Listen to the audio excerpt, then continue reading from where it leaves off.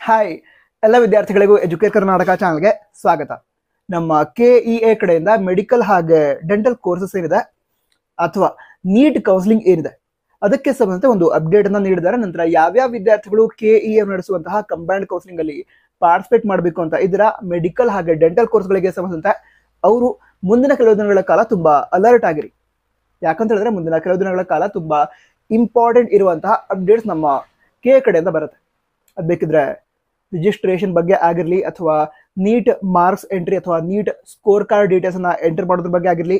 But ಮುಂದಿನ ಕೆಲವು ದಿನಗಳ ಕಾಲ ತುಂಬಾ ಇಂಪಾರ್ಟೆಂಟ್ ಅಪ್ಡೇಟ್ಸ್ ಬರುತ್ತೆ, ಅದಕ್ಕೋಸ್ಕರ ಸ್ವಲ್ಪ ಅಲರ್ಟ್ ಆಗಿರಿ.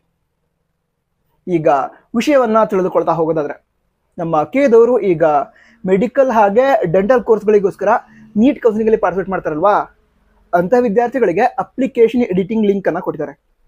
ಈಗ ರಿಲಿಜಿಯಸ್ ಮೈನಾರಿಟಿ, ಅದಂತರ ಲಿಂಗ್ವಿಸ್ಟಿಕ್ ಮೈನಾರಿಟಿ, ಸೊ ಈ ಎಲ್ಲ ಕೋಟಾಗಳಿಗೆ ಸಂಬಂಧ ಏನಾದ್ರು ಮಿಸ್ಟೇಕ್ ಮಾಡಿದ್ರೆ ವಿದ್ಯಾರ್ಥಿಗಳು ಎಡಿಟ್ ಮಾಡಿ ಸರಿ ಮಾಡ್ಕೊಳ್ಬಹುದು.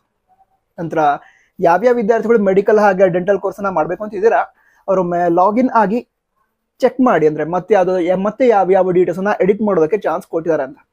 ಸೊ ಏನಾದ್ರು ಮಿಸ್ಟೇಕ್ ಇದ್ರೆ ಸರಿ ಮಾಡ್ಕೊಳ್ಳಿ.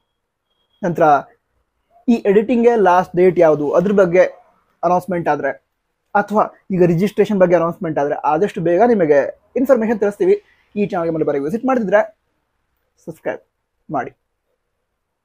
All the best. ಜೈ ಹಿಂದ್. ವಂದೇ ಮಾತರಂ.